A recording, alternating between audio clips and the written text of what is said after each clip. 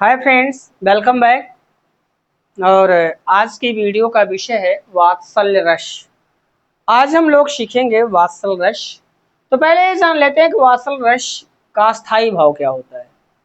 तो वात्सल्य रस का स्थायी भाव वात्सल्यता होता है और जिसका अर्थ होता है पुत्र पुत्री प्रेम। इस रस में क्या होता है, आइए देखते हैं इसकी परिभाषा को। तो परिभाषा कहती है जहां किसी घटना को पढ़कर, समझिएगा, जहां किसी घटना को पढ़कर, सुनकर तथा किसी दृश्य को देखकर।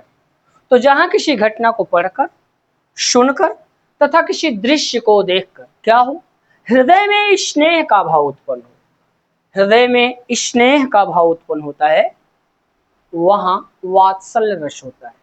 देखिए, स्नेह जो शब्द होता है वो प्रेम होता है, लेकिन ये छोटों के प्रति दिखाया जाता है। तो याद रखिए, स्नेह, प्रेम और अनुराग, ये तीन शब्द होते हैं। तीनों प्रेम के संबंध में यूज होते हैं, लेकिन जो प्रेम शब्द है वह एक व्यापक शब्द है, ठीक। और प्रेम की अलग गरिमा होती है। अगर बात अनुराग की करें तो वस्तुओं से अनुराग होता है, वस्तुओं से प्रेम नहीं होता है। वहां पर वस्तुओं से जो प्रेम हमें होता है हम उसे अनुराग कहते हैं, और जो हम छोटों के प्रति प्यार दिखाते हैं, प्रेम दिखाते हैं, उसे हम स्नेह कहते हैं। तो याद रखिए, जहां किसी घटना को पढ़कर, सुनकर तथा किसी दृश्य को देखकर हमारे हृदय में स्नेह का भाव उत्पन्न होता है, वहां वात्सल्य रस होता है। कैसे, जिसे देखते हैं।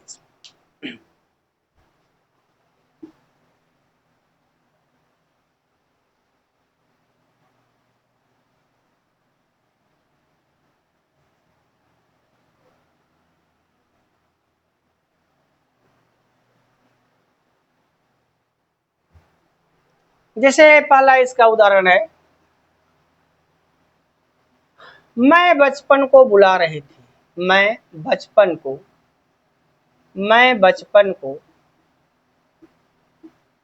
मैं बचपन को बुला रही थी। बुला रही थी, बुला रही थी, बोल उठी बिटिया मेरी। बोल उठी, बोल उठी बिटिया मेरी। बिटिया मेरी। मैं बचपन को बुला रही थी, बोल उठी बिटिया मेरी। चंदन बंसी महक उठी। चंदन वंशी वंशी महक उठी। महक उठी, ओ छोटी सी कुटिया मेरी। ओ छोटी सी कुटिया मेरी। कुटिया मेरी। मैं बचपन को बुला रही थी, बोल उठी बिटिया मेरी। चंदन बंसी महक उठी, ओ छोटी सी कुटिया मेरी। अब यहाँ पे इन काव्य पंक्तियों को पढ़कर, सुनकर, या जहाँ पे घटना घट रही है उस दृश्य को देखकर हमारे अंदर स्नेह का भाव उत्पन्न हो रहा है, इसलिए इन काव्य पंक्तियों में वात्सल्य रस। आइए दूसरा उदाहरण देखते हैं।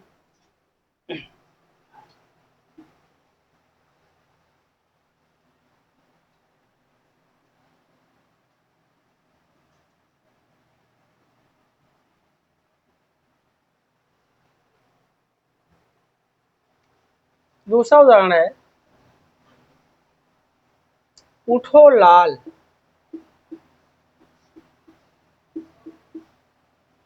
अब आंखें खोलो। अब आंखें खोलो। खोलो, पानी लाई हूँ। पानी लाई हूँ, मुंह धो लो। मुंह धो लो। अब देखिए, उठो लाल अब आंखें खोलो, पानी लाई हूँ, मुंह धो लो। अब इनका पंक्तियों को पढ़कर, सुनकर और ये जहाँ पे घटना घट रही है उस दृश्य को देखकर हमारे अंदर स्नेह का भाव उत्पन्न हो रहा है। इस काव्य पंक्तियों में वात्सल रस है। तो वात्सल रस आप जान लीजिए कि वात्सल रस होता नहीं। इस पहली बात तो लास्ट के दोनों रस वात्सल रस और भक्ति रस इन दोनों रसों को मान्यता नहीं मिली हुई है, ये बात दिमाग में रखिएगा। ठीक, तो वात्सल रस आपने जान लिया जहां किसी घटना को पढ़कर सुनकर या किसी दृश्य को देखकर जब हमारे अंदर हमारे हृदय में वात स्नेह का भाव उत्पन्न होता है तो वहां पे होता है वात्सल रस। आइए चलते हैं ग्रह रस की तरफ। ग्रह रस हमारा है भक्ति रस, उसको देख लेते हैं।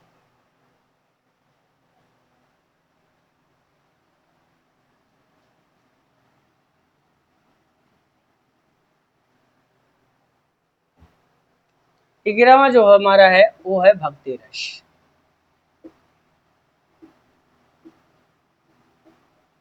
भक्ति रस, अब इसका स्थायी भाव क्या होता है? तो अस्थाई भाव जरूर याद रखिए।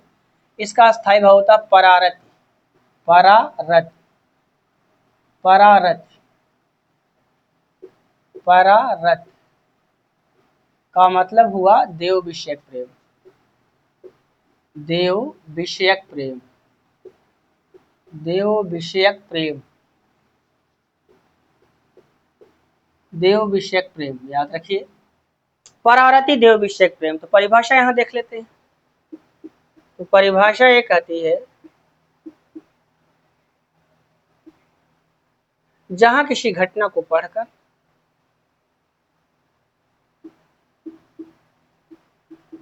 जहां किसी घटना को पढ़कर किसी घटना को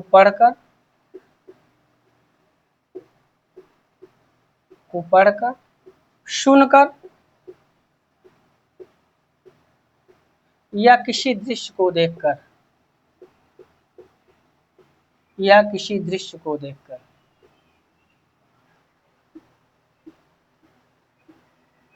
किसी दृश्य को देखकर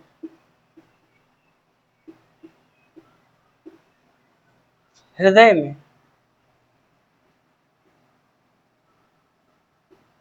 में भक्ति का भाव उत्पन्न हो,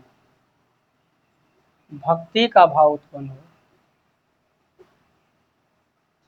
उत्पन्न हो,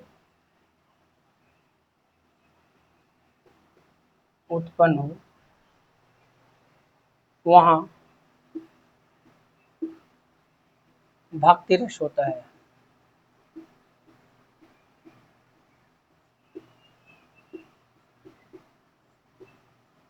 अब यहां समझिए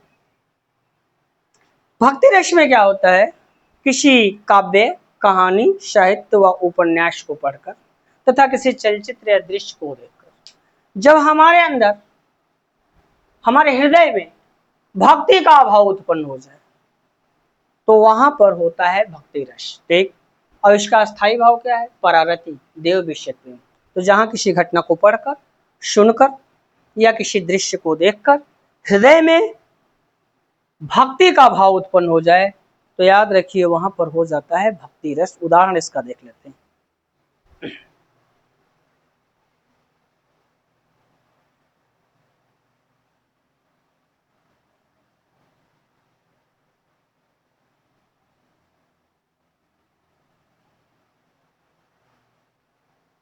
पहला उदाहरण इसका है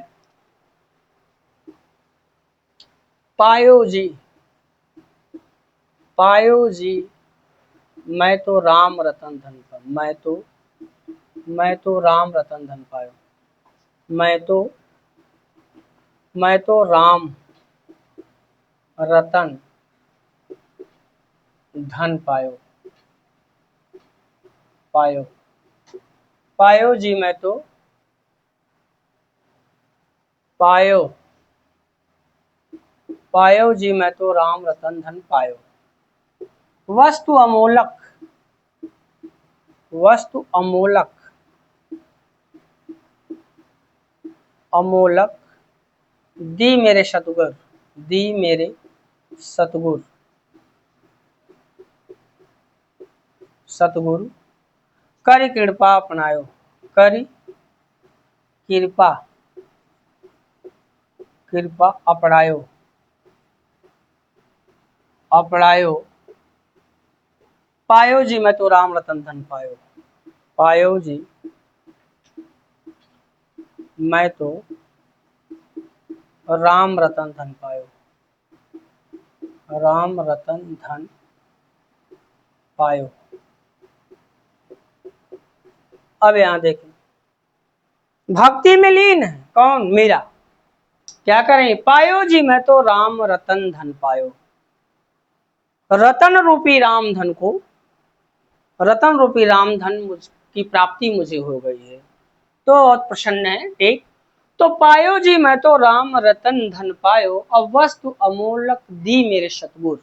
मेरे सतगुर ने एक ऐसी वस्तु मुझे प्रदान की है जिसका क्या कोई मूल्य ही नहीं है, और वो है भक्ति। ठीक, कर कृपा अपनायो, उन्हीं की कृपा से क्या मैंने इसको ग्रहण किया है।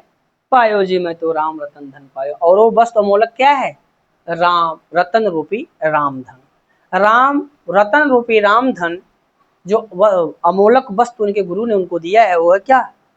रतन रूपी राम धन। तो पायो जी मैं तो राम रतन धन पायो, वस्तु अमोलक दी मेरे सतगुर, कर कृपा अपड़ायो, पायो जी मैं तो राम। इन पंक्तियों को पढ़कर, सुनकर, या जब वो मीरा इसको गा रहे हैं, वो दृश्य को देखकर हमारे अंदर क्या भक्ति का भाव उत्पन्न हो रहा है, तो यहाँ पर एक भक्ति रस है। दूसरा उदाहरण देख लेते हैं।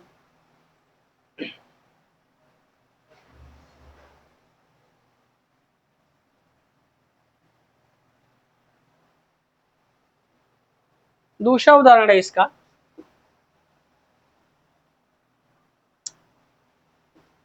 हमारे हरि हमारे हरि हारिल की लकड़ी, हारिल की लकड़ी की लकड़ी, हमारे हरि हारिल की लकड़ी, मन क्रम वचन, मन कर्म मन कम वचन, नंद नंदन उर, नंद नंदन, नंद नंदन उर, यह दृढ़ कर पकड़ी, यह दृढ़ दृढ़ कर पकड़ी पकड़ी, सोवत जागत, सोवत जागत, सोवत जागत स्वप्न दिवस, स्वप्न स्वप्न दिवस, सोवत जागत स्वप्न दिवस, कान कान जकरी, कान कान कान कान कान जकरी, सोवत जागत स्वप्न दिवस, कान कान जकरी, सुनत जोग, सुनत योग,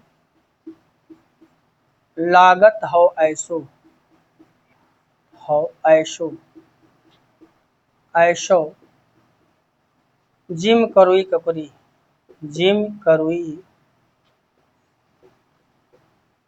करुई ककरी,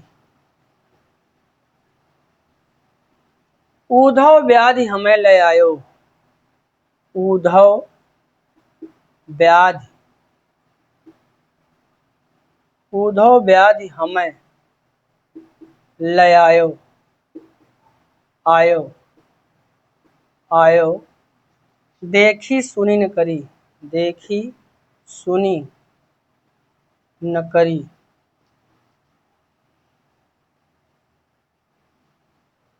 देखी सुनी न करी, एतो शूर, एतो शूर, तो शूर, तिन्हई तिन्हई लय पठयो, लय पठयो, जिनके मन चकरी, जिनके मन चकरी, जिनके मन चकरी। यहाँ समझिए, ये प्रसंग कब का है? कृष्ण गोकुल छोड़कर मथुरा जा चुके हैं। गोपिकाओं को छोड़कर मथुरा चले गए। गोपिकाएं बहुत परेशान और इतना परेशान है कि उनसे रहा नहीं जा रहा। तो उद्धव क्या करते हैं, गोपिकाओं का संदेशा कृष्ण के पास गोकुल, और गोकुल से कृष्ण का संदेशा गोपिकाओं के पास लाने का काम करते हैं। ठीक, दूत का काम करते हैं। तो कृष्ण के यहाँ से संदेशा लेकर गोपिकाओं के पास आते हैं और गोपिकाओं का संदेशा लेकर के कृष्ण के पास जाते हैं। तो कृष्ण के पास संदेशा लेकर के आए हैं गोपिकाओं के पास, और गोपिकाओं से कह रहे हैं कि गोपिकाएं कह रहे हैं कि बड़ी याद आती है। तो कह रहे हैं झूठा याद करती हैं आप लोग योग साधना करिए, अपने मन को ईश्वर में लगाइए, ठीक, और भूल जाइए उनको, आप लोग सही हो जाएंगे, आप लोगों का दिमाग काम करने लगेगा। ठीक, आप लोग योग साधनाएं कीजिए और इससे आपका उद्धार हो जाएगा। ठीक, समझा रहे हैं। और वो कहती नहीं, हम अपने हरि को अर्थात अपने कान्हा को छोड़ नहीं सकते।